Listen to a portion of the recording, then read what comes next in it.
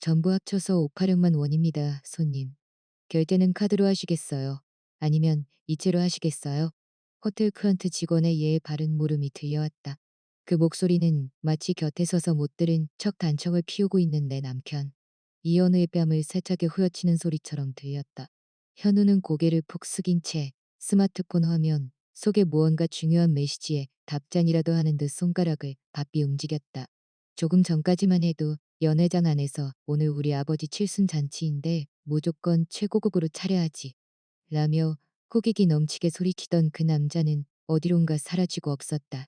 나는 냉소적인 미소를 머금으며 아직 정지시키지 않은 신용카드 한 장을 내밀었다.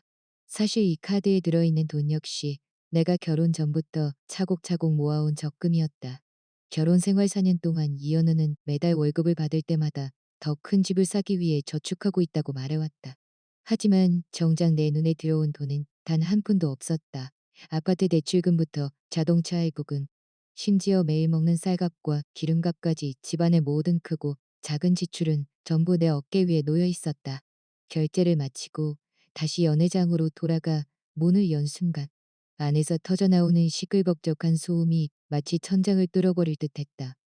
아이고, 역시 우리 큰아들 태성이가 효자라니까. 이 금불상 좀 봐. 묵직한 게 정말 제대로네. 이거 최소 몇 천만 원은 줬겠지? 시어머니 박영순의 떠렁떠렁한 목소리가 귀를 찔렀다. 그녀는 손바닥만한 미륵불상을 손에 받쳐 들고 얼굴에 주름이 다 펴질 정도로 활짝 웃고 있었다. 상석에 앉아있던 시아버지 이종신 역시 얼굴이 불쾌해진 채 한 손으로는 호두를 굴리며 마치 상황이라도 된 듯 꺼드름을 피우고 있었다. 그리고 사람들의 칭송을 한 몸에 받고 있는 이는 다름 아닌 나의 아주버님 이태성이었다. 그는 몸에 맞지도 않는 정장을 걸치고 있었는데 소매 끝에는 어디서 묻었는지 모를 기름 얼룩이 선명했다. 그는 다리를 꼬고 앉아 침을 튀겨가며 허풍을 떨고 있었다. 엄마, 눈썰미가 좋으시네. 이거 제가 지인 통해서 태국에서 직접 공수해 온 거예요. 이 정교한 세공 좀 보세요. 세공비만 해도 엄청나게 들었다니까요. 아버지 칠순 잔치인데 제가 1년 동안 모은 돈 다 털어 넣었죠. 아이고, 내 새끼 장하다. 박영수는 감동한 듯 눈시울까지 붉히며 아들의 손을 꼭 잡았다. 그러다 문을 열고 들어오는 나를 발견하자마자 그녀의 표정은 순식간에 굳어버렸다.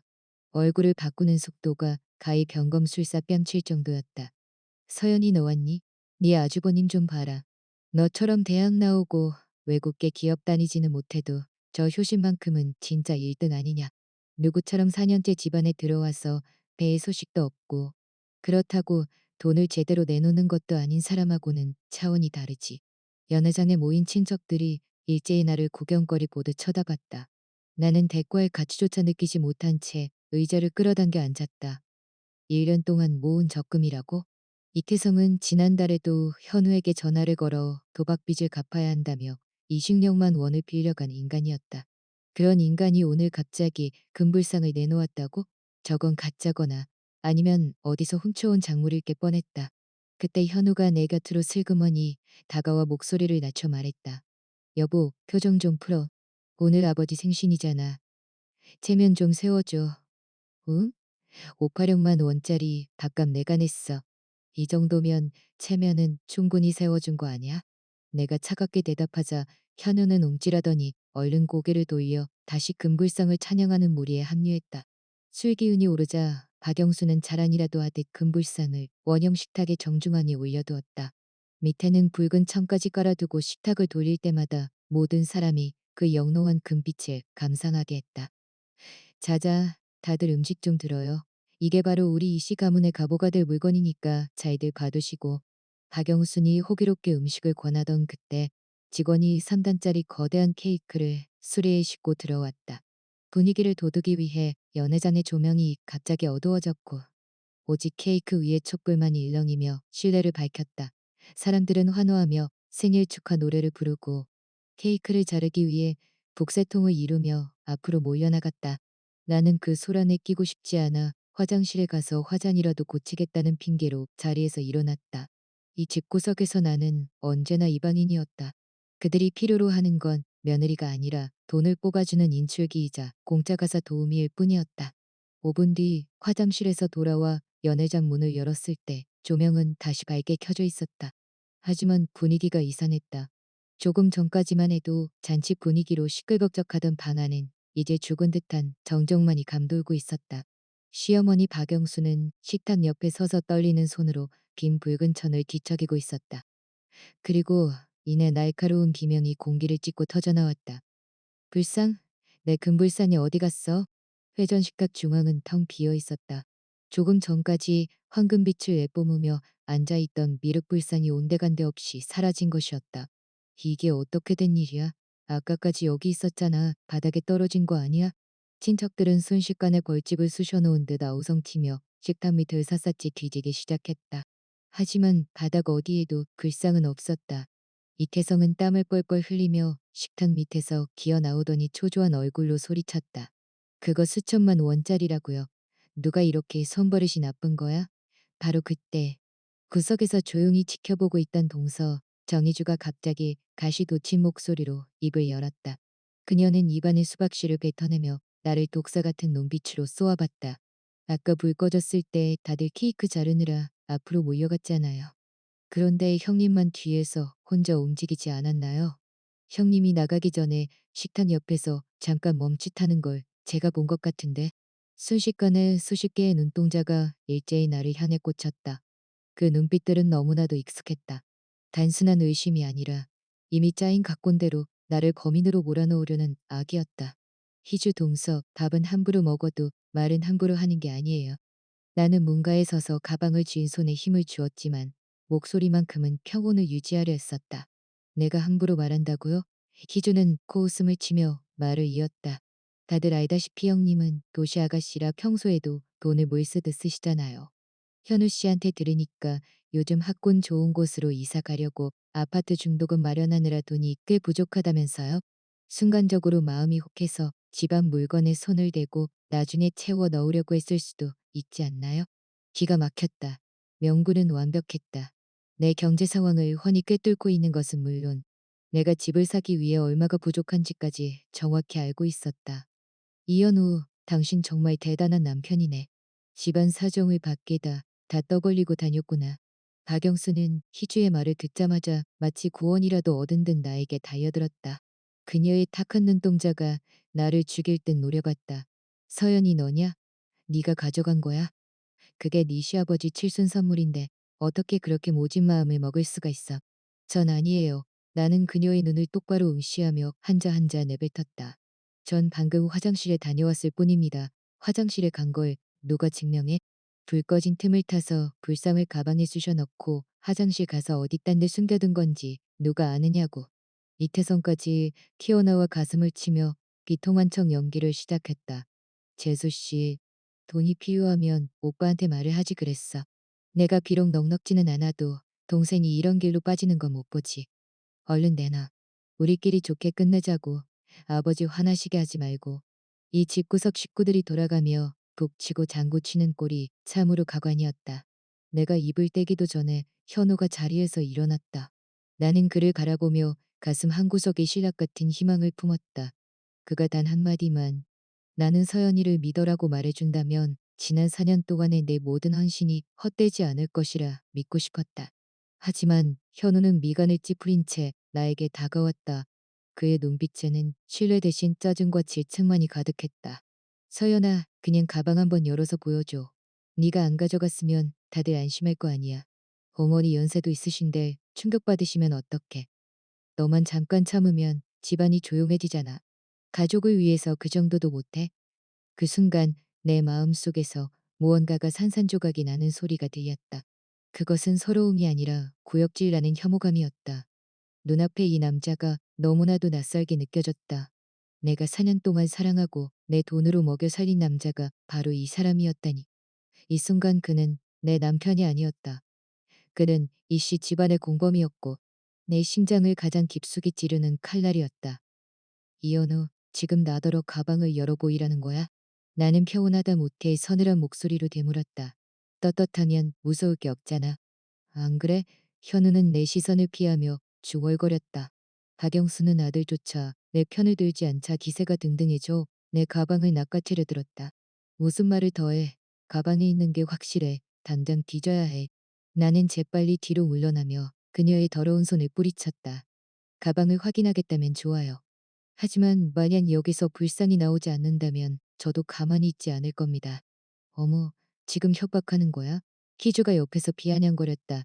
죄 지은 게 없으면 당당하게 보여주면 될걸. 뭘 저렇게 유세를 떨어? 연회장의 공기는 얼어붙었고 모든 사람이 내가 망신당하기를. 이 이질적인 존재가 수치심의 기둥에 박제되기를 기다리고 있었다. 나는 치밀어 오르는 분노를 억누르며 깊게 숨을 들이마셨다. 좋아, 아주 좋아. 당신들이 끝까지 이 연극을 하겠다면 나도 판을 엎어버리는 수밖에. 박영순의 손가락이 내 코끝에 닿을 듯 다가왔다. 그 날카로운 손톱 밑에 낀 검은 때가 마치 이 집안의 화려한 겉모습 뒤에 숨겨진 추악한 오물처럼 보였다. 가만 안 있으면 네가 어쩔 건데. 이건 우리 이씨 집안의 잔치고 너도 이 집 귀신이 될 며느리야. 몸 좀 수색하겠다는데 뭐가 됐이야? 그 가방도 우리 아들이 벌어다 준 돈으로 산 거 아니냐? 나는 기가 막혀 웃음이 터져 나왔다. 이 가방 에르메스 입문용 모델이에요. 제 작년 연말 보너스로 제가 직접 샀다고요. 현우 씨는 그때 억억만 원은커녕 5억만 원도 없어서 쩔쩔맸던 거 잊으셨어요? 어머니, 정 그렇게 가족을 강조하시겠다면 여기 있는 사람 모두가 용의자 아닌가요? 왜 저만 뒤져야 하죠? 뒤질 거면 다 같이 뒤지시죠. 헛소리 마. 이태성이 울퉁불퉁한 살을 실룩거리며 소리를 질렀다. 우리는 다 한 핏줄인데 누가 자기 집 물건을 훔쳐. 너만 남이고 너만 아까 수상하게 밖으로 나갔잖아. 그래요 형님. 시간 끌지 말아요. 희주가 옆에서 부채질을 했다. 계속 이러는 거 보니까 핸드폰으로 누구한테 연락해서 물건 빼돌리려는 거 아니에요? 주변 친척들이 수군거리기 시작했다. 며느리가 겉보기엔 멀쩡한데 손버릇이 저렇게 나빠서야 원. 열개 물속은 알아도 사람 속은 모른다더니 도시 사람들은 역시 속이 시커매. 얼른 뒤져버려. 밥 먹는데 시간 뺏지 말고. 파리떼처럼 웅성거리는 그 소리들이 귓속을 파고들었다. 나는 현우를 바라보았다. 그는 바닥에 꽃이라도 핀 듯 고개를 숙인 채 발끝만 내려다보고 있었다. 이현우, 다시 물을게. 정말 이 사람들이 내 가방을 뒤지게 놔둘 거야? 내 몸까지 수색하겠다는데? 현우가 마침내 고개를 들었다. 하지만 그의 얼굴에는 미안함이 아닌 짜증이 서려 있었다. 서연아, 제발 적당히 좀 해. 사람들 다 보고 있잖아. 그냥 좀 협조해주면 안 돼? 안 가져갔으면 사과받고 끝내면 되는 일이잖아. 왜 일을 크게 만들어서 모두를 불편하게 해? 협조하고 사과받으면 끝나는 일이라고? 그의 눈에 내 존엄은 그저 길가에 굴러다니는 돌멩이보다 값싼 모양이었다. 많은 사람 앞에서 도둑 취급을 당하며 몸수색을 당하는 치욕이 가벼운 사과 한마디로 식힐 수 있다고 생각하는 그 태도에 내 안의 분노는 기묘하게 가라앉았다. 그 대신 절대적인 냉정함이 찾아왔다. 이건 함정이었다. 이태성이 가져온 금불상부터 갑작스러운 정전 그리고 정의주의 지목까지 이건 우연이 아니었다. 나를 겨냥한 조직적인 사기극이었다. 아마도 이 죄명을 씌워 나를 꼼짝 못하게 만들어 돈을 뜯어내려 하거나 아니면 그저 내 자존심을 짓밟아 나를 완전히 자기들의 꼭두각시로 길들이고 싶었겠지.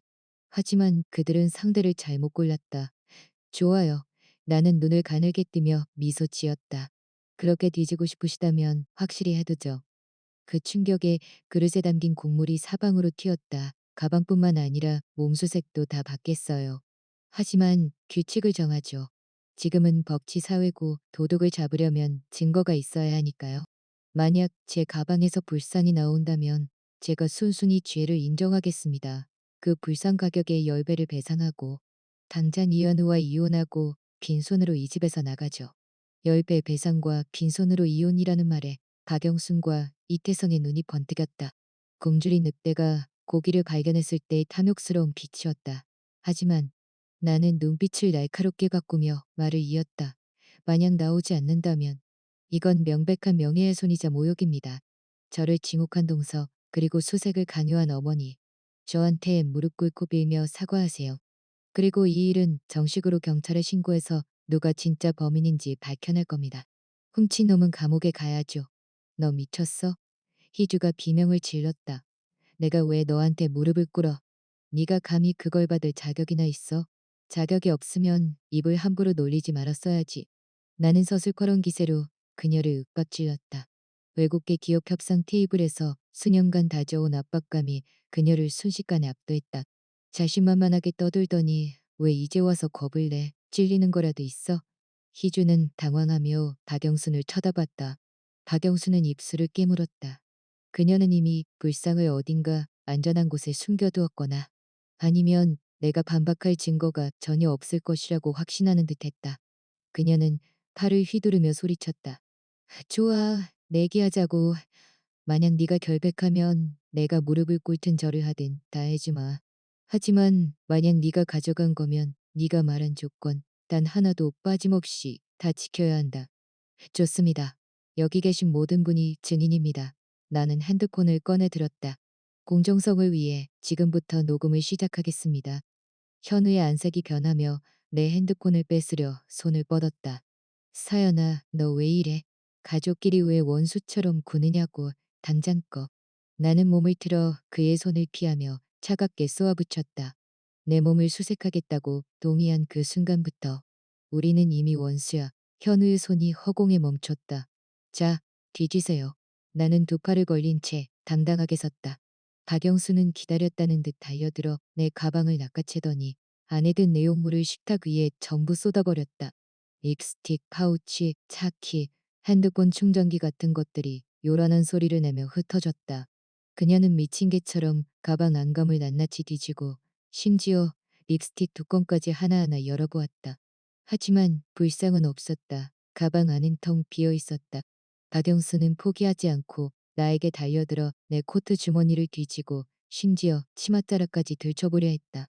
엄마, 현우가 그제야 상황이 좀 심각하다고 느꼈는지 그녀를 불렀지만 박영수는 아랑곳하지 않았다. 조용히 해. 분명히 이 몸 어딘가에 숨겼을 거야. 그녀의 손이 내 몸 구석구석을 난폭하게 훑었다. 굴욕적이고 무리한 손길이었지만 나는 구역질을 참으며 미동도 하지 않았다. 범인을 수색하는 형사처럼 나를 몰아붙이는 그녀의 행동을 묵묵히 받아냈다. 주변 사람들의 구경하는 눈빛이 바늘처럼 온몸을 찔렀지만 나는 알고 있었다. 이것이 여명 전 가장 깊은 어둠이라는 것을 지금 당하는 이 수모를 수천 배로 돌려주겠노라고 다짐했다. 5분 뒤 박영수는 땀을 뻘뻘 흘리며 멈춰섰다. 그녀의 손에는 아무것도 들려있지 않았다. 그녀는 얼굴이 창백해진 채 믿을 수 없다는 듯 나를 쳐다보며 중얼거렸다. 말도 안 돼. 분명히 뭐요? 나는 흐트러진 옷무늬를 정리하며 서늘하게 물었다. 분명히 당신들이 짠 계획대로라면 제가 범인이 되어야 하는데? 아니면 아까 그 혼란을 틈타 누군가 내 몸에 몰래 불상을 집어넣었어야 했는데? 그것도 아니면 제가 만만해 보여서 그냥 덮어씌우려고 했던 건가요? 너 분명 화장실에 숨겼을 거야. 이태성이 정신을 차린 듯 소리쳤다. 그래, 화장실이야. 내가 여자 화장실 가서 다 뒤져볼 거야. 그만해. 나는 식탁을 세차게 내리쳤다. 그 소리가 연회장 전체에 울려 퍼졌다. 적당히 하라고 했지. 나는 식탁 위에 놓인 핸드폰을 들어 녹음을 중지하고 다른 어플을 실행시켰다. 당신들은 이 방에 CCTV가 없으니까 입만 열면 다 진실이 될 거라고 생각했나 본데. 미안하지만 실망시켜드려야겠네요. 나는 핸드폰 화면을 사람들을 향해 돌렸다. 이태성의 안색이 순식간에 흑빛으로 변했다. 무슨 짓이야? 무슨 뜻이냐고? 내가 좀 대범하긴 해도 바보는 아니라는 뜻이지. 나는 비웃음을 머금으며 말을 이었다. 지난번에 집에 갔을 때 내 장신구들이 하나둘씩 없어지는 걸 보고 미리 대비를 좀 했거든.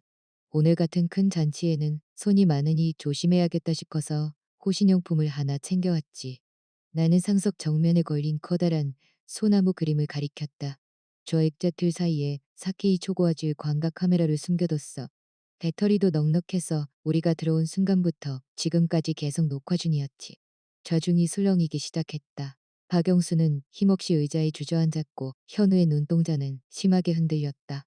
원래는 아버님 칠순잔치에 즐거운 순간을 추억으로 남기려고 했던 건데 생각보다 훨씬 재미있는 게 찍혔더라고요. 나는 재생발을 10분 전으로 돌렸다. 안 돼. 보지 마. 보지 말라고. 이태성이 갑자기 비명을 지르며 내 핸드폰을 뺏으려 달려들었다. 나는 미리 예상했다는 듯 식탁 위에 있던 와인병을 집어들어 식탁 모서리에 깨뜨렸다. 날카로운 유리 조각이 달려들던 이태성을 향했다. 누구든 움직이기만 해봐. 붉은 와인이 식탁볼을 타고 흘러내렸다. 마치 산산조각 난 가족의 정처럼. 이현우, TV 연결해. 이 집안의 가보가 도대체 어디로 사라졌는지 다 같이 감상해야지. 현우는 무덤에서 막 기어나온 시체처럼 파리해진 얼굴로 꼼짝도 하지 못했다. 그는 자기 형을 너무나 잘 알고 있었다. 이태성의 반응이 이미 모든 것을 말해주고 있었다. 서연아, 그냥 우리끼리 확인하면 안 될까? 현우의 목소리가 떨리고 있었다. 집안 망신이잖아. 밖으로 알릴 필요는. 아까 내 몸 뒤지라고 할 때는 왜 집안 망신인 줄 몰랐니? 나는 그의 말을 무시하고 벽면의 스마트 TV로 무선 미러링을 실행했다. 거대한 화면이 밝아졌고 이태성의 얼굴에 번들거리는 기름기까지 선명하게 드러났다. 정적이 흘렀다. 화면 속에서 사람들은 케이크를 자르며 즐거워하고 있었다. 조명은 어두웠지만 카메라의 야간 촬영 기능 덕분에 주 상석의 움직임은 정확히 포착되었다. 화면 속에 나는 분명 자리에서 일어나 문을 향해 걸어가고 있었다. 그리고 내가 나간 지 불과 몇 초 뒤 혼란스러운 인파 틈으로 손 하나가 쑥 튀어나왔다. 소매 끝에 기름 얼룩이 선명한 그 손. 바로 이태성이었다. 그는 사람들의 시선이 케이크에 쏠리고 박영순이 접시를 챙기려 뒤돌아선 틈을 타 앤처럼 빠른 동작으로 식탁 중앙의 금불상을 낚아챘다. 그 다음 장면이 펼쳐지자 연회장 안에 있던 사람들은 일제히 숨을 들이켰다. 어떤 이들은 생리적인 혐오감에 헛구역질을 하기까지 했다. 불상을 집어든 이태성은 그것을 주머니에 넣지 않았다. 그는 아주 비열하고 추잡한 동작으로 자신의 바지춤을 벌리더니 그 귀하다는 금불상을 자신의 사타구니 안쪽으로 쑤셔 넣었다. 그러고는 아무 일 없었다는 듯 벨트를 다시 고쳐 매고 인파 속으로 끼어들어 아버지 만수무강하세요 라고 외치고 있었다. 비디오는 이태성이 불상을 숨기는 그 찰나의 순간을 고화질로 포착한 채 멈췄다. 빼도 박도 못할 증거였다. 죽은 듯한 정적이 연회장을 덮었다. 조금 전까지 나를 비난하던 친척들은 이제 서로의 눈치를 보며 어쩔 줄 몰라 했다. 어떤 이는 민망함에 헛기침을 했고 어떤 이는 이태성을 경멸 어린 눈으로 쳐다봤다. 누군가는 참지 못하고 웃음을 터뜨렸다가 급히 입을 틀어막았다. 와, 정희주가 가장 먼저 참지 못하고 꾸역질을 했다. 그녀는 조금 전까지만 해도 그 금불상을 만지며 복을 받겠다고 난리를 쳤었다. 이제는 생각만 해도 소름이 끼치겠지. 자, 이게 당신들이 말하던 도둑이에요. 나는 깨진 와인병을 바닥에 던져버리고 손을 털었다. 확실히 내부 소행 맞네요. 그것도 사타구니에 갑오를 쳐놓은 아주 질 나쁜 도둑. 나는 정의주를 향해 비웃음을 날렸다. 동서 아까 내 몸 수색할 때는 그렇게 열심히더니 이제는 아주버님 바지 속을 수색해야 하는 거 아니에요? 이태상의 얼굴은 시커먼 수덩이처럼 변했고 그는 의자에 주저앉아 입술만 파르르 떨군 아무 말도 하지 못했다. 박영수는 멍하니 화면만 바라보고 있었다. 그녀가 그토록 자랑스러워하던 큰아들이 친아버지의 칠순잔치에서 이런 추잡하고 천박한 짓을 저지를 것이라고는 상상조차 하지 못했을 것이다. 태성아, 너 대체 왜 그런 거냐? 박영순이 울부짖으며 달려가 이태성을 때리기 시작했다. 이 한심한 놈아, 네가 네 아버지 주려고 산 거라며 그걸 왜 네가 다시 훔쳐? 엄마, 저 돈 없단 말이에요. 그 불상 산 거 아니에요. 렌터한 거라고요. 이태성이 결국 폭발하며 울음을 터뜨렸다. 잔치 끝나고 바로 돌려주려고 했단 말이에요. 그런데 엄마가 저기다 계속 올려두라고 하니까 대여 시간 지나서 추가 요금 나올까봐 급해서 그랬다고요. 진실이 밝혀지자 연 회장은 다시 아수라장이 되었다. 시아버지 이종식은 체면이 깎일 대로 깎여들고 있던 호두를 이태성에게 던져버렸다. 이 망신살 뻗친 놈, 내가 널 죽여버리겠다. 그만들 하시죠. 나는 차갑게 이 소동을 끊었다. 물건도 찾았고 진실도 밝혀졌으니 이제 아까 한 약속들 지키셔야죠. 어머니, 그리고 동서, 약속한 대로 진행해 볼까요? 정희주는 구석에 처박혀 입도 뻥긋하지 못했다. 하지만 박영수는 눈동자를 굴리더니 갑자기 바닥에 주저앉아 대성통곡을 시작했다. 아이고 내 팔자야, 며느리가 시어머니를 죽이려 드는구나. 가족끼리 좀 장난 좀 친 거 가지고 이렇게까지 사람을 몰아세워야겠니? 네 아주버님이 잠깐 눈이 멀어서 그랬다는데 너도 피해본 거 없잖아. 피해본 게 없다고요? 나는 그녀를 내려다봤다. 제 명예와 존엄은 당신들 눈에 단돈 일 원가치도 없는 모양이네요. 서연아, 이 일 밖으로 새나가면 우리 집안 다 끝이야. 내 체면 좀 봐서 비디오 지우고 집에 가서 이야기하자. 응? 집에 가서? 나는 그의 손을 뿌리쳤다. 내 눈에는 오직 혐오감만이 가득했다. 이현우, 넌 아직도 상황 파악이 안 돼? 이건 단순한 집안 다툼이 아니야. 절도고, 무고이며 조직적인 모함이라고. 나는 시계를 확인했다. 계산해보니까 이제 곧 경찰이 올 시간이네. 뭐, 너 경찰에 신고했어? 현우의 목소리가 찢어질 듯 높아졌다. 당연하지. 나는 핸드폰을 흔들어 보였다. 당신들이 내 몸을 수색하겠다고 협박하기 전부터 이미 거액의 귀금속 도난 사건으로 문자를 보냈어. 말이 끝나기 무섭게 연회장 문이 열리고 제복을 입은 경찰 2명이 들어왔다. 수천만 원 상당의 금부치 도난 신고하신 분 누구십니까? 경찰을 보자 이태성은 완전히 넋이 나가 식탁 밑으로 미끄러져 내려갔다. 박영순의 곡소리도 거짓말처럼 뚝 그쳤다. 제가 신고했습니다, 경찰관님. 나는 대형 화면을 가리켰다. 범인은 저기 있고 범행 과정은 여기 고스란히 찍혀 있습니다. 작물은 지금 저 사람 바지 속에 들어 있고요. 경찰은 화면을 한번 슬쩍 보더니 뭐라 말하기 힘든 복잡한 표정을 지었다. 연륜이 있어 보이는 경찰관 한 명이 다가가 식탁 밑을 발로 톡톡 쳤다. 이보세요. 일어나서 물건 꺼내세요. 이태성은 벌벌 떨며 자신의 바지 속에서 체온과 땀이 밴 금불상을 꺼내놓았다. 경찰관님, 오해입니다. 이거 제 집안일이에요. 제가 제 물건, 제가 가져간 건데 무슨 도둑입니까? 도둑질인지 아닌지는 서해 가서 이야기하시죠. 경찰은 수갑을 꺼냈다. 찰칵 하는 서늘한 소리가 심판의 종소리처럼 들렸다. 피해 금액이 크니 일단 동행하셔야겠습니다. 수갑을 본 박영수는 미친 듯이 달려와 내 다리를 붙잡았다. 콧물과 눈물이 내 바짓가랑이에 묻어났다. 서연아, 내가 잘못했다. 이 심이가 너한테 무릎 꿇고 빌 테니 경찰한테 오해라고 말해줘. 저 사람은 네 아주버님이잖아. 감옥 가면 끝이야. 우리 태성이 인생 다 망가진다고. 정희주 역시 혼비백산하여 매달렸다. 형님, 정말 죄송해요. 다 제가 죽을 죄를 지었어요. 제발 고소 좀 취하해 주세요. 네. 조금 전까지 기세등등하던 모습은 온데간데 없고 그들은 이제 비참한 패배자일 뿐이었다. 현우는 눈시울이 붉어진 채 나를 쏘아봤다. 김서연, 너 정말 이럴 거야? 우리 형이야. 네가 이러면 앞으로 우리 집안에서 어떻게 얼굴 들고 살려고 그래. 나는 바닥에 무릎 꿇은 시어머니와 돕기 어린 남편을 내려다봤다. 가슴속에서 전율할 만큼 짜릿한 쾌감이 번져나갔다. 4년 동안 참고 살며 그들에게 차를 사주고 집값을 보태고 온갖 띠치닥거리를 다 해준 대가가 무엇이었던가 의심과 모욕 그리고 나를 도둑으로 모는 파렴치한 뿐이었다. 이현우, 넌 하나만 알고 둘은 모르네. 나는 허리를 숙여 현우의 귓가에 대고 오직 그만이 들을 수 있는 목소리로 속삭였다. 오늘부터 내가 이 집구석에서 못 버티는 게 아니야. 당신네 이씨 일가가 내 발밑에서 걸걸 떨게 될 거야. 나는 몸을 일으켜 경찰을 똑바로 쳐다봤다. 경찰관님, 고소 취하하지 않습니다. 법대로 처리해 주세요. 저 금불상은 대여품이라는데 그걸 훔쳐서 저에게 죄를 뒤집어 씌우려 한 점. 그리고 렌털업체 자산을 횡령하려 한 점까지 모두 엄격하게 조사해 주시기 바랍니다. 알겠습니다. 가시죠. 처절한 통곡 소리 속에서 이태성은 연회장 밖으로 끌려나갔다. 실순잔치는 한순간에 희대의 코미디가 되었다. 나는 가방을 집어들고 묻은 먼지를 털어낸 뒤 사람들의 시선 따위는 아랑곳하지 않고 하이힐 소리를 내며 호텔을 빠져나왔다. 밤바람은 서늘했지만 내 온몸은 뜨겁게 달아올라 있었다. 그것은 복수의 시작을 알리는 끓어오르는 혈액의 소동이었다.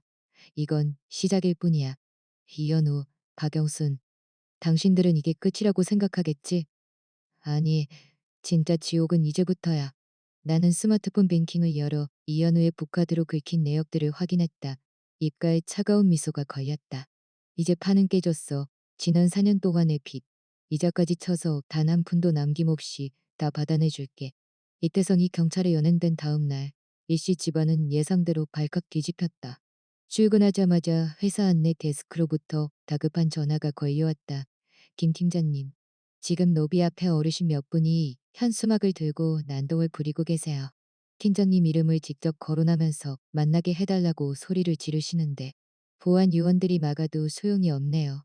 직원들도 다 구경하고 있어서. 나는 사무실 통유리창 앞에 서서 아래를 내려다보았다. 개미처럼 작게 보이지만 유독 눈에 띄는 붉은색 현수막이 펼쳐져 있었다. 그 위에는 무고한 아주버님 함정에 빠뜨린 독한 며느리 김서연은 나와라 라는 흰색 글자가 선명하게 적혀 있었다. 이것이 그들의 방식이었다. 울고불고 난리를 치며 여론을 이용해 나를 굴복시키려는 전형적인 습관. 그들의 폐쇄적인 사고방식으로는 이를 크게 버려 내 체면을 깎고 직장 생활을 위태롭게 만들면 내가 겁을 먹고 타협할 것이라 믿었을 것이다. 하지만 유감스럽게도 이곳은 서울 한복판의 오피스 타운이었고 사람들은 목소리 큰 사람보다 확실한 증거를 믿었다. 막지 말고 그냥 두세요. 나는 냉정하게 데스크에 지시했다.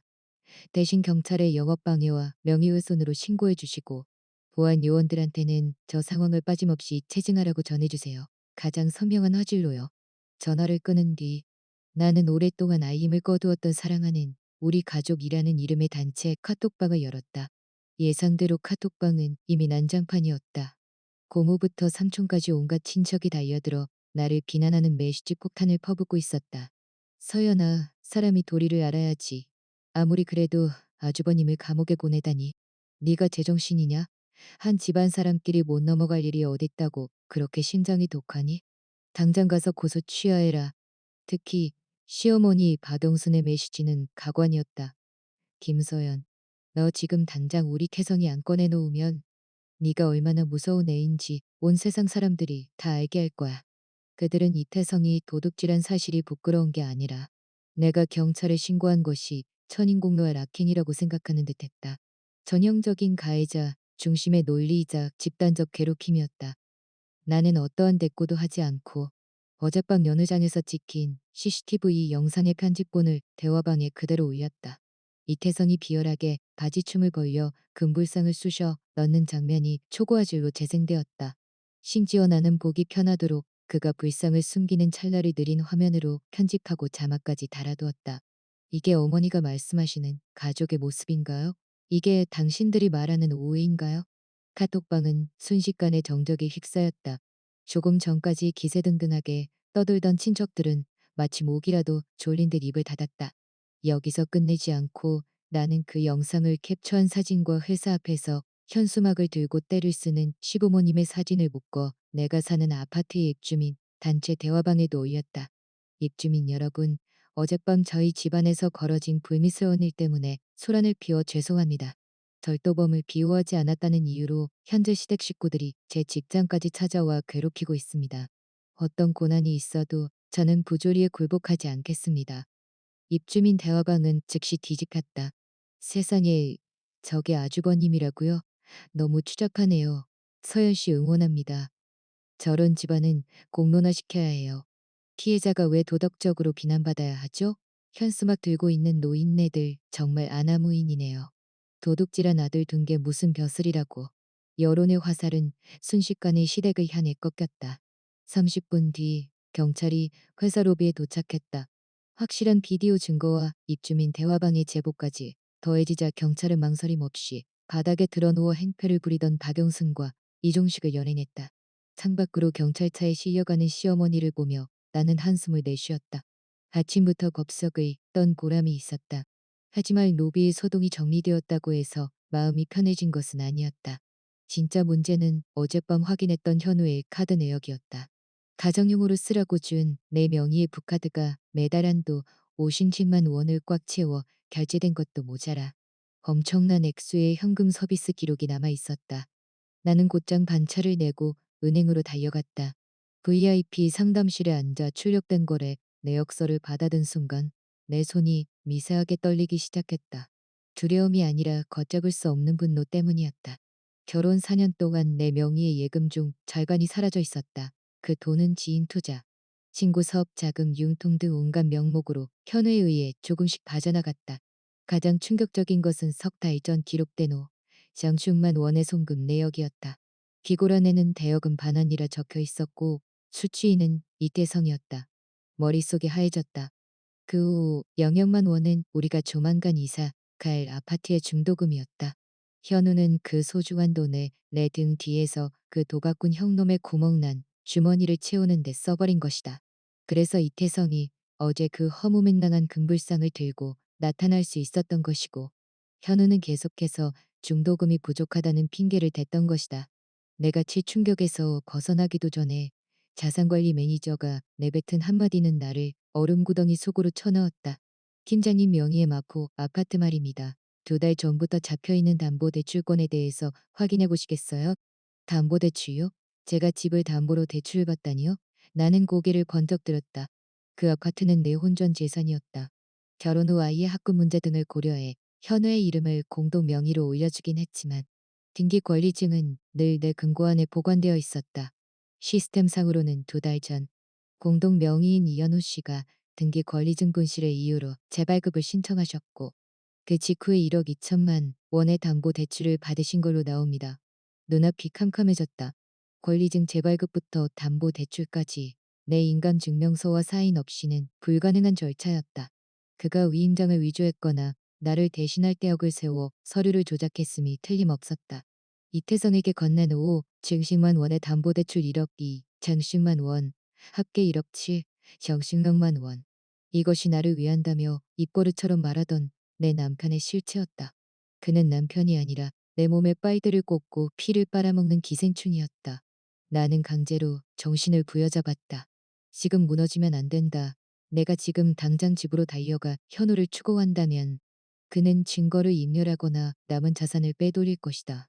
아무 일도 없다는 듯 굴며 이 증거들을 확실히 고착시켜야 했다. 매니저님, 이 입출금 내역과 대출 약정서 사본 모두 직인 찍어서 발급해 주세요. 나는 이를 악물며 차가운 목소리로 지시했다. 그때 내 휴대폰이 울렸다. 액정에는 내 사랑 현우라는 이름이 떠 있었다. 구역질이 났다. 서연아, 너 어디야? 우리 엄마랑 아버지가 경찰에 연행드셨대. 빨리 가서 오해라고 말해줘야지. 나 은행이야. 나는 덤덤하게 대답했다. 수화기 너머에서 찰나의 정적이 느껴졌다. 현우의 목소리가 급격히 긴장되었다. 은행? 은행엔 왜? 중도금이 얼마나 부족한지 좀 보려고 왔지. 마침 만기된 예금도 있어서 수령할까 하고. 나는 최대한 평소처럼 목소리를 꾸며냈다. 안 돼. 그 예금 내가 자동 재해치 설정해뒀어. 지금 해지하면 수수료가 엄청나. 그는 다급하게 소리쳤다. 그리고 실은 내가 아는 형님이 급하게 돈이 필요하다고 해서 이자가 높길래 잠깐 빌려줬거든. 만기 되면 그때 찾자. 거짓말도 참 뻔뻔하게 했다. 예전 같았으면 그의 말을 믿었겠지만 손에 쥔 두툼한 증거 서류를 보고 있자니 그저 광대의 쇼처럼 우스울 뿐이었다. 그래, 당신 뜻대로 할게. 전화를 끊는 내 입가에 잔인한 미소가 번졌다. 이현우, 당신이 판을 이렇게 벌였다면 나도 제대로 놀아줘야지. 내 돈으로 먹고 즐긴 데가 당신 남은 평생을 다 바쳐서 갚게 해줄게. 그날 저녁 나는 아무 일 없다는 듯 집으로 돌아갔다. 집안은 엉망진창이었다. 현우는 부모님과 형의 일을 해결하느라 넋이 나간 듯 거실 소파에 앉아 줄담배를 피우고 있었다. 내가 들어오자 그는 눈치를 보며 억지로 비굴한 웃음을 지었다. 서연아, 왔어? 배고프지? 내가 국수라도 삶아줄까? 그의 살가운 모습에서 오후에 확인한 송금 내역이 겹쳐 보여 속이 뒤죽였다. 아니, 피곤해서 먼저 씻을게. 현우가 부엌에서 겁석을 떠는 사이 나는 거실 테이블 위에 놓인 그의 옛날 스마트폰에 눈길을 돌렸다. 새 폰으로 바꾸고 나서 집에서 블루투스 스피커 연결용으로 쓰는 공단말기였다. 나는 그 폰의 비밀번호를 이미 알고 있었다. 서둘러 폰을 집어들고 잠금을 풀었다. 메신저 앱을 열자 주 계정을 로그아웃되어 있었지만 계정 전원 버튼을 누르자 또 다른 비밀 계정이 나타났다.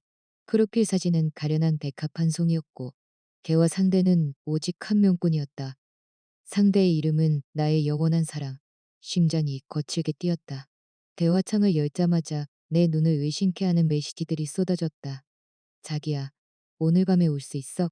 우리 아기가 아빠 보고 싶대. 그 무서운 여우 같은 여편 내가 아직 눈치 못 챘지? 조심해. 우리 형님은 불쌍해서 어떻게 밤낮으로 일만 해서 남편 먹여 살리는데 자기는 나만 사랑해주네. 기간은 무려 2년 전부터였다. 우리가 결혼한 지 2년이 되던 해부터 그는 이미 바람을 피우고 있었던 것이다.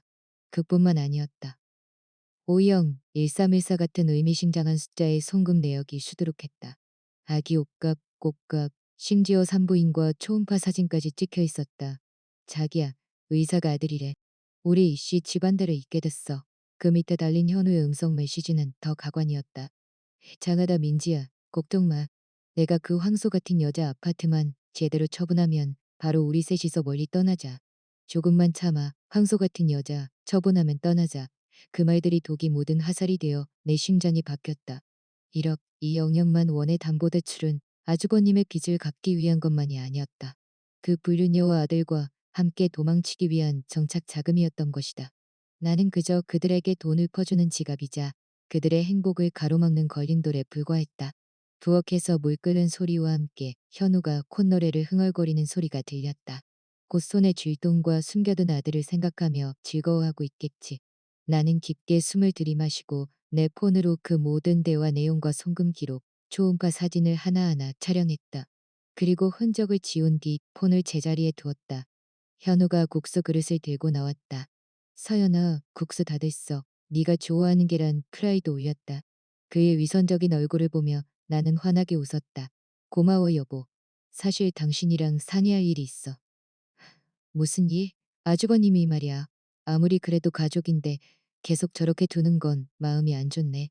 나는 일부러 깊은 한숨을 내쉬었다. 현우의 눈이 순식간에 반짝였다. 정말? 그럼 고소 취하해 줄 거야? 할 수 있어. 하지만 나는 젓가락을 이어놓고 그의 눈을 뚫어지게 쳐다봤다. 앞으로 이런 일이 또 벌어질까봐 무서워. 나한테 최소한의 안전장치를 해줘. 우리 아파트 대출금 내가 이번에 만기된 돈으로 한꺼번에 갚을게. 그러고 나면 이 아파트는 완전히 우리 거잖아. 내 마음도 좀 편해질 것 같고. 현우의 안색이 굳어졌다. 아파트는 이미 그가 담보로 대출을 받아버린 상태였다. 대출을 상환하려면 1억 20억만 원이 필요한데 그 돈은 이미 그가 다 써버린 지 오래였다.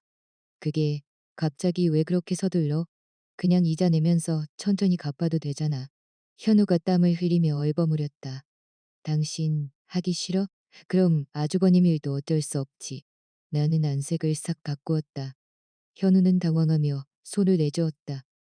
아니야, 당연히 해야지.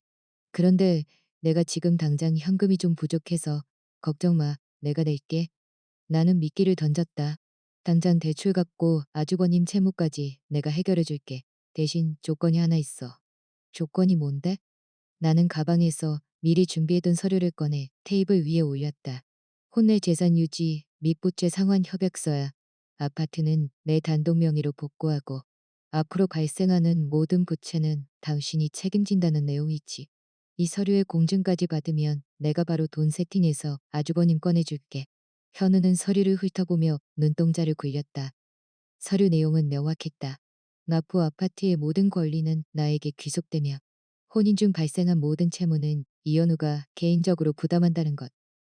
이것은 재산 분할서이자 동시에 나를 지키기 위한 방패였다. 서연아, 부부 사이에 굳이 이런 걸 써야겠어?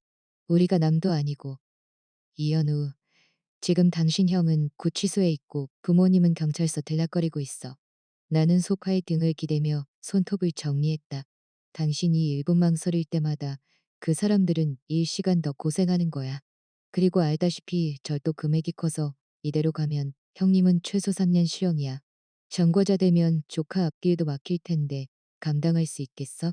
나는 현우의 가장 약한 고리인 체면과 대가족의 안위를 정확히 건드렸다.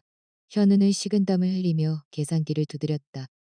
그가 보기에 지금 상황은 막다른 골목이었다. 돈은 없고 형은 감옥에 갈 위기며 부모님은 행패를 부리다 연행되었다. 이 서류에 사인만 하면 내가 모든 돈을 해결해 줄 것이고 아파트 권리를 넘겨주더라도 이혼만 안 하면 자기도 같이 살 수 있을 거라 생각했을 것이다. 나중에 상황이 좋아지면 다시 구슬려서 뺏어오면 그만이라고 여겼겠지.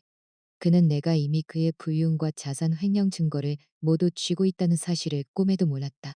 이 협약서는 그가 빈손으로 쫓겨날 때 아무런 저항도 못하게 만들기 위한 덫이었다. 좋아, 사인할게. 현우는 결심한 듯 펜을 들어 서명하고 지장까지 찍었다. 이제 됐지? 당신이 말한 대로 했으니까 내일 당장 고서 취하하고 보내줘. 서류를 챙기며 나는 마음속에 큰 짐을 덜어냈다. 법률 전문가의 자문을 받아 작성된 이 협약서와 그의 불륜 증거만 있다면 이 전쟁에서 이미 절반은 이긴 것이나 다름없었다. 내일 아침에 바로 처리할게.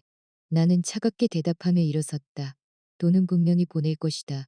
다만 그에게가 아니라 내 이혼 소송을 전담할 법무법인의 계좌로 입금될 이혼 수임료였다. 다음 날 아침 이현우는 내가 돈을 보내서 가족들을 구해주기만을 기다리며 장밋빛 꿈에 부풀어 있었겠지만 나는 협약서와 모든 증거를 챙겨 곧장 경찰서로 향했다. 하지만 내가 온 이유는 고소를 취하기 위해서가 아니라 오히려 죄목을 더 무겁게 만들 추가 증거를 제출하기 위해서였다. 형사님, 김소연입니다. 나는 수사관에게 USB 하나를 건넸다. 이 안에는 아주버님 이태성이 남편에게 보낸 협박 메시지들과 그가 불법 사채를 빌렸던 계약서, 사진들이 들어있습니다.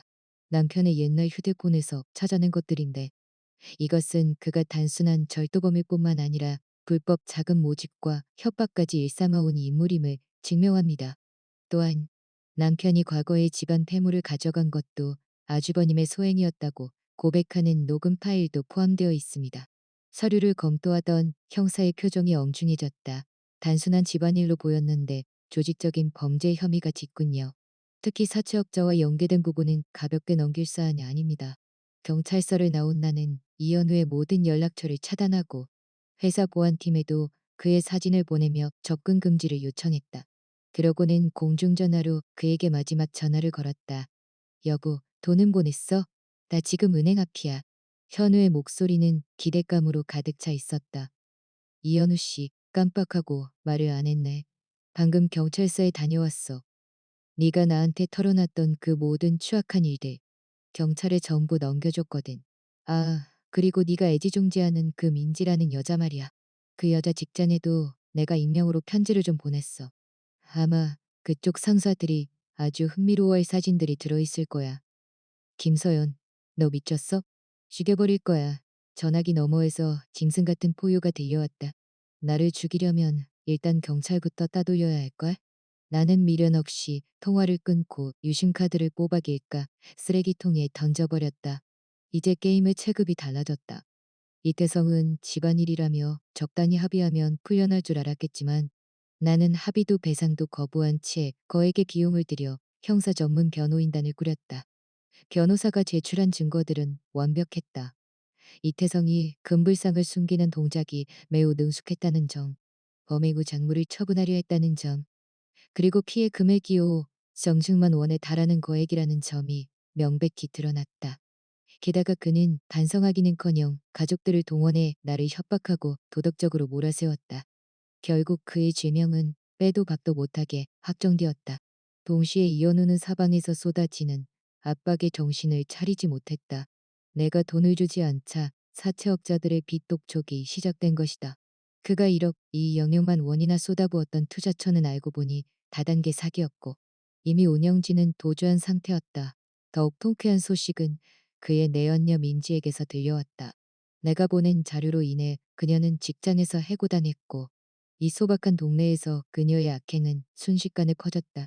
게다가 그녀가 임신했다는 아이는 알고 보니 이현우의 자식이 아니라 전 남자친구의 아이라는 사실까지 폭로되었다.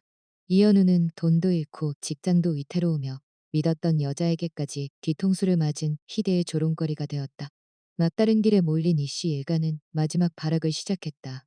이태성이 구속 기소되던 날 오후 내가 새로 구한 오피스텔 문 밖에서 거친 소음이 들렸다.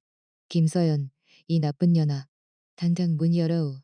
문 밖에는 이태성과 어울리던지 나쁜 동네 건달 서너 명이 몽둥이를 들고 문을 부술 듯이 두드리고 있었다. 태성이 형이 들어갔으니 너도 곱게 못 살 줄 알아. 당장 고소 취하하고 돈 안 내놓으면 죽여버린다. 보통의 여성이라면 공포에 질렸겠지만 나는 담담했다. 이미 이들의 움직임을 예상하고 보안이 철저한 고급 오피스텔을 골랐으며 문 밖에는 360도 감시 카메라와 일일이 긴급 신고 시스템을 연결해 두었기 때문이다. 나는 문 밖 스피커를 켜고 차가운 목소리로 경고했다. 지금 당신들의 행동은 주거 침입과 강도 미수, 그리고 조직적 보복 범죄에 해당합니다. 이 영상은 실시간으로 경찰청에 전송되고 있으니 한 번만 더 두드리면 최소 5년 이상의 징역을 살게 될 겁니다. 건달들은 잠시 주춤했지만 리더 격인 남자가 소리를 질렀다. 겁주지 마. 그냥 부숴버려. 현관문이 쾅쾅 소리를 내며 찌그러졌지만 나는 소파에 앉아 와인 한 잔을 따랐다. 이태석의 인생은 이제 완전히 끝났다. 단순 절도에 교사죄까지 추가되었으니 말이다. 10분 뒤 사이렌 소리가 단지를 뒤덮었고 특공대가 투입되어 건달들을 제압했다. 나는 우아하게 문을 열고 감시 카메라의 하드디스크를 경찰에게 건넸다. 형사님, 고생 많으셨습니다. 여기 방금 벌어진 모든 범죄 과정이 들어 있습니다. 이태성이 실형을 살게 될 것이 확실해지자 시가 식구들은 완전히 이성을 잃었다. 시아버지 이종식은 충격으로 혈압이 올라 병원에 입원했고 시어머니 박영수는 생전 듣도 보도 못한 최후의 수단을 꺼냈다. 그녀는 법원도 경찰서도 아닌 내가 내놓은 예전 신혼집 문 앞에 짐을 싸들고 드러누웠다. 그날 내가 중개인과 함께 집을 보러 갔을 때 박영수는 낡은 소미불을 깔고 앉아 메가폰을 들고 시위를 벌이고 있었다. 옆에는 독한 며느리가 아주버님을 감옥에 보내고 집까지 뺏으려 한다. 나는 여기서 굶어 죽어 원혼이 되겠다. 라는 팻말이 서 있었다. 저기요, 저 여자 누구예요? 무서워서 이 집 보겠어요? 집을 보러 온 부부는 즐겁하며 도망치듯 엘리베이터를 탔다. 중개인이 난감한 표정으로 나를 쳐다보았다. 팀장님, 이 집 오늘 못 보겠는데요. 괜찮아요. 오늘 집 구경 대신 연극 구경 좀 하죠. 나는 바닥에 누워있는 박용순을 서늘하게 내려다보았다. 어디서 연극 타령이야. 김서연, 네가 당장 고소 취하하고 이 진명에 이현우한테 안 넘겨주면 나 여기서 한 발자국도 안 움직이고 굶어 죽을 거야. 그러세요? 그럼 들어와서 돌아가시죠. 복도는 춥잖아요. 나는 열쇠로 문을 열고 비켜섰다. 어차피 이 집 제가 4년 동안 살았던 곳이니 마지막 가는 길 편하게 지내다 가세요. 당황한 박영수는 투덜거리며 짐을 들고 거실 소파에 자리를 잡았다. 음식 가져와도 절대 안 먹을 줄 알아. 네가 변호사한테 전화하기 전까진 한 입도 안 마셔. 걱정 마세요. 절대 안 드릴 거니까.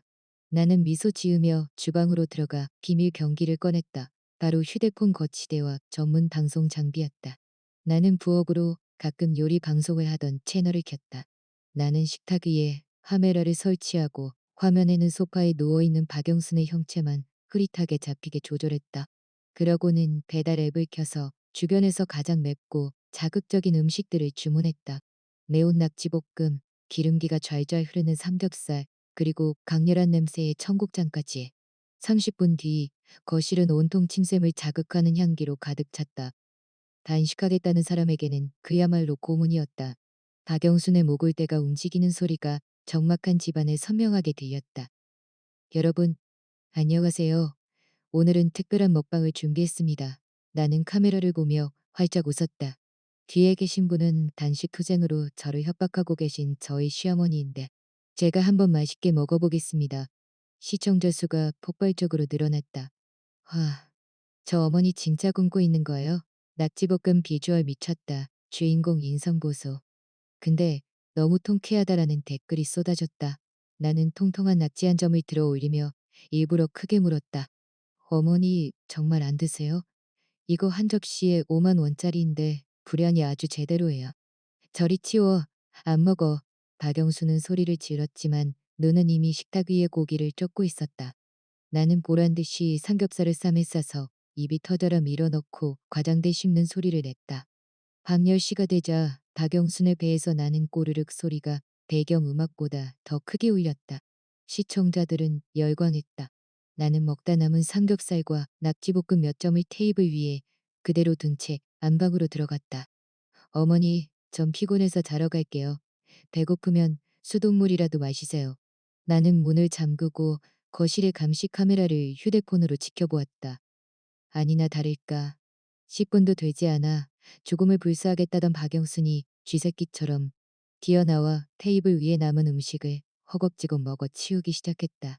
그녀는 손가락에 모든 양념까지 핥아가며 짐승처럼 먹어댔고 그 모습은 1만 명이 넘는 시청자들에게 실시간으로 생중계되었다. 대박, 단식한다더니 3시간도 못 버티네. 캡처 완료. 내일 아침에 전국에 뿌리자. 다음 날 아침 거실에서 비명이 들려왔다.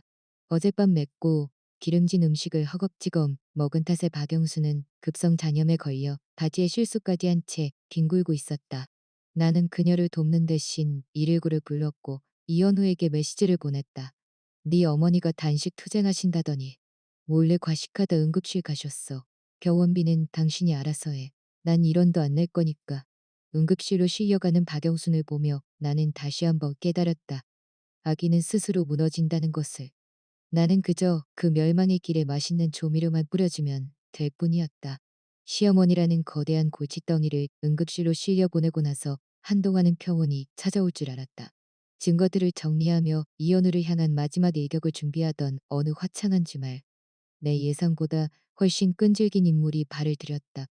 메신저 속에서만 존재하던 그 가련한 백합.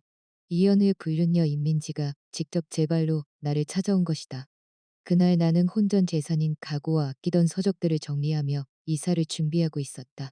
초인종이 울렸을 때 예약한 이삿짐센터 직원인 줄 알고 문을 열었지만 인터폰 화면에 비친 얼굴을 본 순간 나는 모든 신경을 곤두세웠다.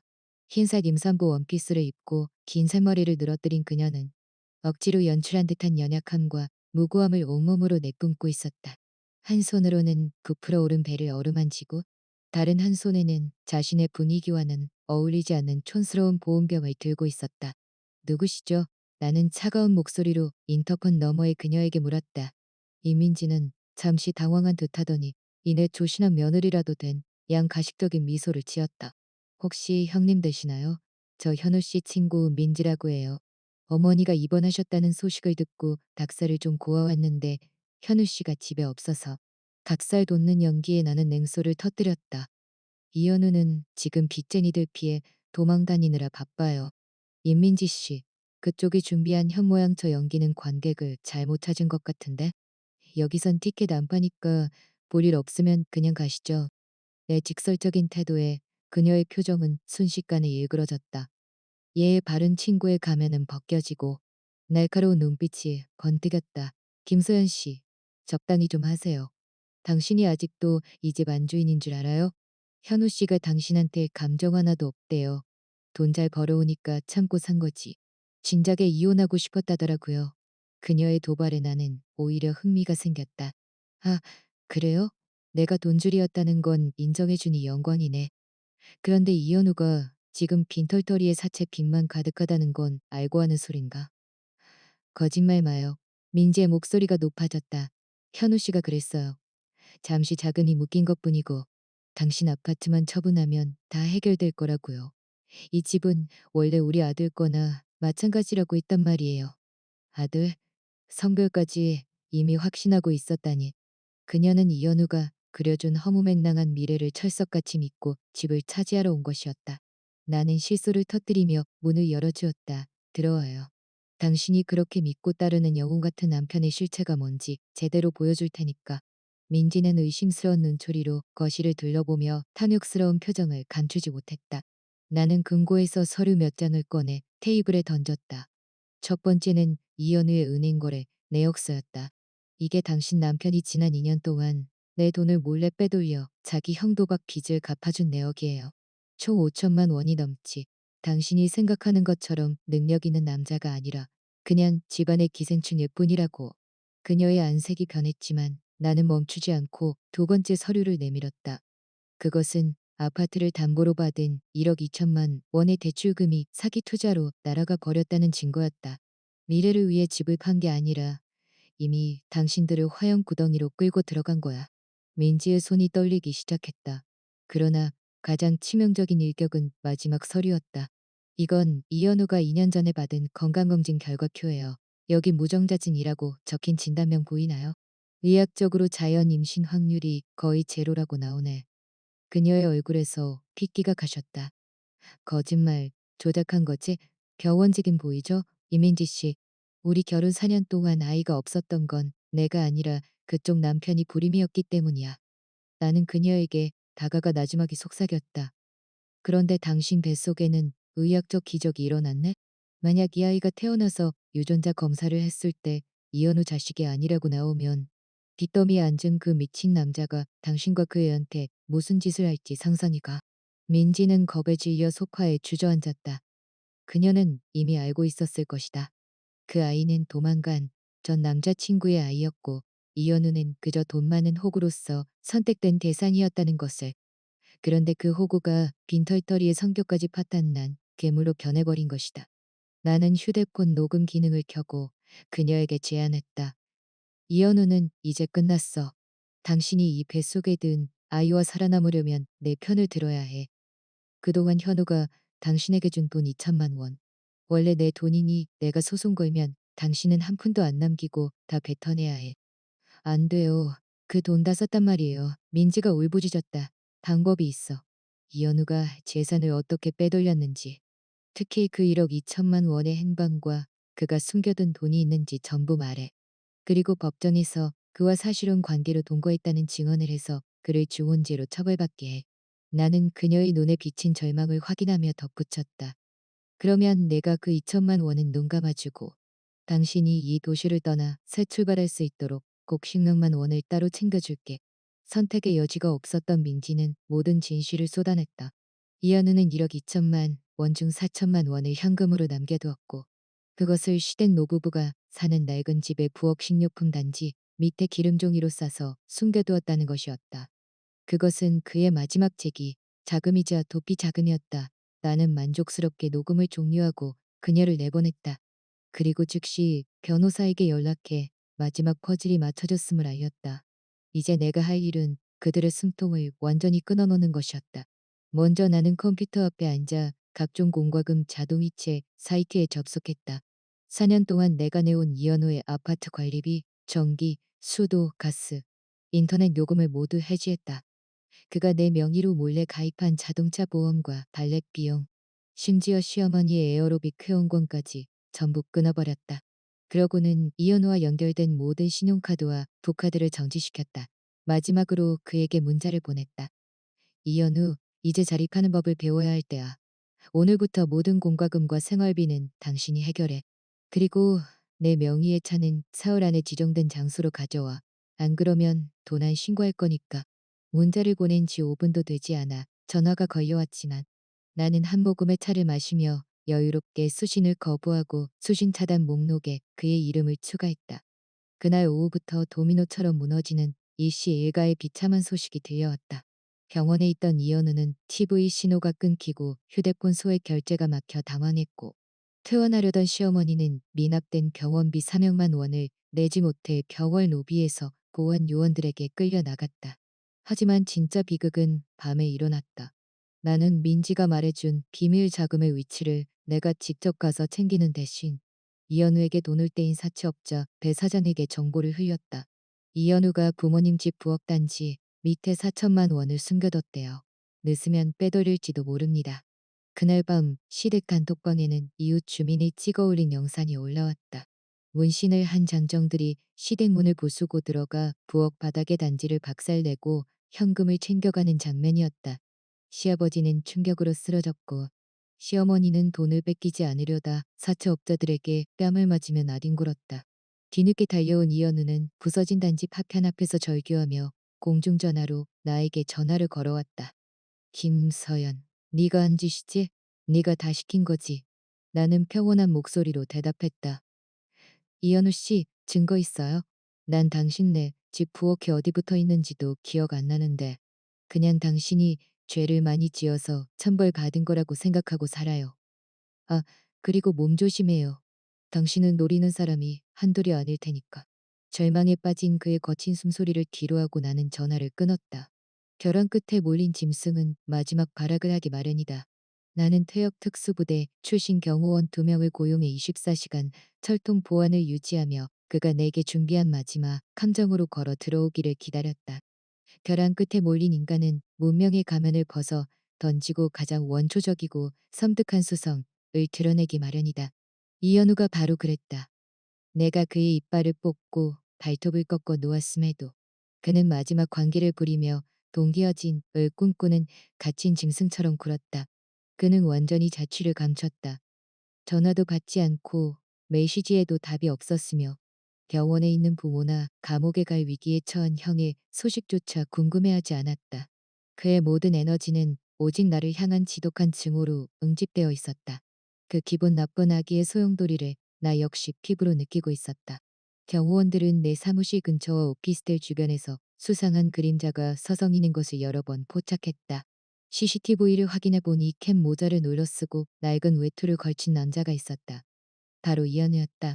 그의 눈빛은 풀숲에 매복해 치명적인 일격을 가할 기회만 엿보는 독사처럼 음산했다. 그는 주변에 사람이 있을 때는 감히 손을 대지 못하고 내가 홀로 남겨질 순간만을 집요하게 기다리고 있었다. 드디어 폭우가 쏟아지던 어느 날 밤, 도시 전체가 회색빛 빗줄기에 갇히고 천둥 소리가 복수극의 서막을 알리듯 울려 퍼졌다.